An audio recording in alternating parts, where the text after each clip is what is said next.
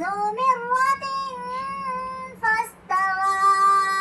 وهو بالأفق الأعلى ثم دنا فتدلى فكان قاب قوسين أو أدنى